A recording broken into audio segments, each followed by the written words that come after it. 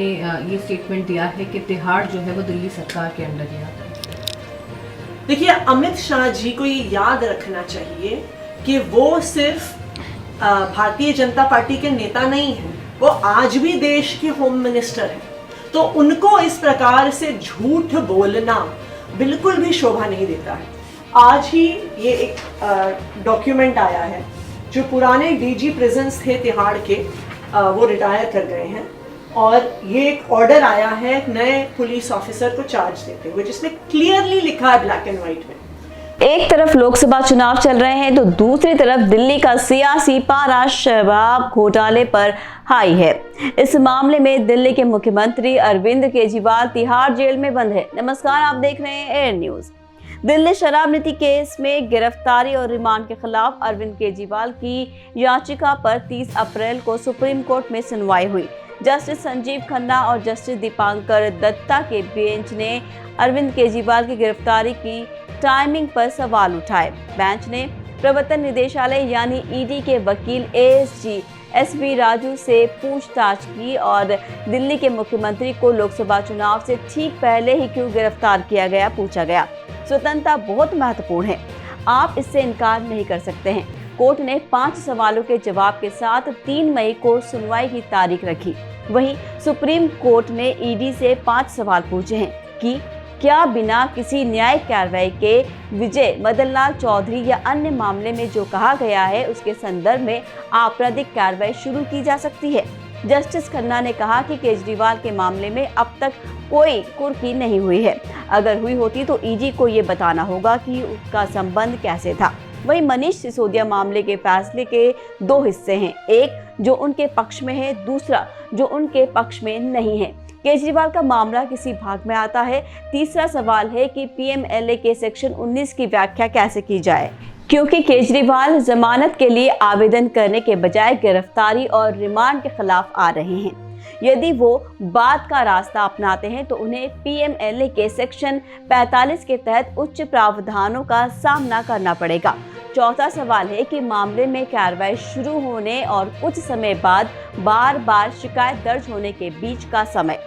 इस संबंध में ये बताना होगा कि अंतर के गंभीर नतीजे होंगे, क्योंकि धारा 8 न्यायिक प्रक्रिया के लिए 365 दिनों की अधिकतम समय सीमा निर्धारित करती है। 5वां और आखिरी सवाल गिरफ्तारी की टाइमिंग को लेकर है कि चुनाव से पहले ऐसा क्यों। वहीं आपको ये भी बताते हैं कि पिछली 2 सुनवाई में क्या क्या हुआ। 29 अप्रैल को हुई सुनवाई में केजरीवाल की तरफ से दलीलें दी गई थी, जिसके तहत 3 स्टेज होती है: दस्तावेज, विश्वास करना और कारण और आरोप होना। गिरफ्तार करने का अधिकार होने का मतलब ये नहीं कि गिरफ्तार करने, आरोप साबित होने चाहिए, सिर्फ शक नहीं होना चाहिए। आपके पास पुख्ता या आरोपी साबित करने में सबूत होने चाहिए, कुछ आधार होना चाहिए जो हमें नहीं पता। वहीं केजरीवाल को सीबीआई ने बुलाया है। वो गए, ईडी के नोटिस का डिटेल में जवाब दिया। उन्होंने कहा कि वो नहीं आ सकते। आप आज ये नहीं कह सकते कि अगर आप नहीं आए इसीलिए हमने गिरफ्तार कर लिया है। ये मेरा अधिकार है कि मैं ना जाऊं। इतना ही नहीं, अगर कोई आरोपी कहता है कि मैं बयान नहीं दूंगा तो क्या आप कह सकते हैं कि आरोपी सहयोग नहीं कर रहा है, इसीलिए उसे गिरफ्तार करते हैं। इन्होंने केजरीवाल को गिरफ्तार किया सेक्शन 50 के तहत। वहां बयान नहीं लिए गए, 1.5 साल तक गिरफ्तारी नहीं की गई। मेरी बेल को नकार दिए जाने से मुझे घर आकर गिरफ्तार करने का आधार नहीं बन जाता।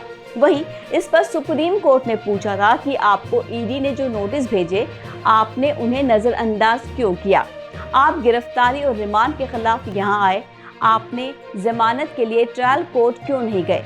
इस पर केजरीवाल के वकील अभिषेक मनु सिंघवी ने कहा कि गिरफ्तारी अवैध है, इसीलिए ईडी के वकील एसपी राजू ने कहा कि इन्होंने पिछली कस्टडी का भी विरोध नहीं किया था।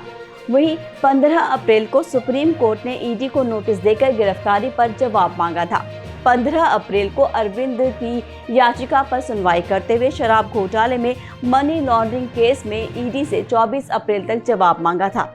हलफनामा में ईडी ने कहा कि कई बार समन भेजे जाने के बावजूद उन्होंने एजेंसी के साथ सहयोग नहीं किया। इतना ही नहीं, ईडी ने यह भी कहा कि केजरीवाल को किसी दुर्भावना से यहां पर नहीं किया गया है। किसी अपराध की जांच ऐसा क्षेत्र है जो जांच एजेंसी के लिए रिजर्व है। उनकी गिरफ्तारी भी जांच का ही हिस्सा है।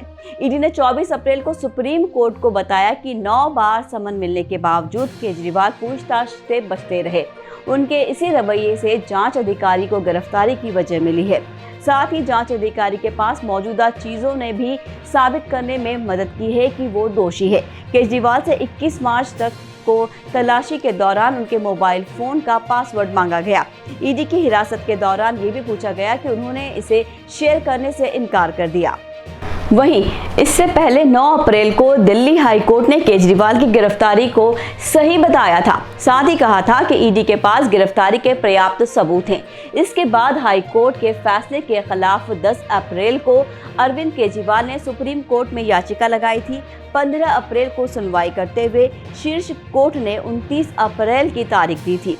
सिंघवी ने 1 घंटे तक दलीलें रखी। आपको बता दें कि केजरीवाल से पहले शराब नीति केस में आप नेता मनीष सिसोदिया और संजय सिंह की भी गिरफ्तारी हुई थी। सिसोदिया 26 फरवरी 2023 से जेल में बंद है। संजय सिंह को ईडी ने 4 अक्टूबर 2023 को गिरफ्तार किया था। इसी महीने 2 अप्रैल को सुप्रीम कोर्ट ने उन्हें जमानत दे दी थी। तिहाड़ में 6 महीने रहने के बाद 3 अप्रैल को वो बाहर आए थे।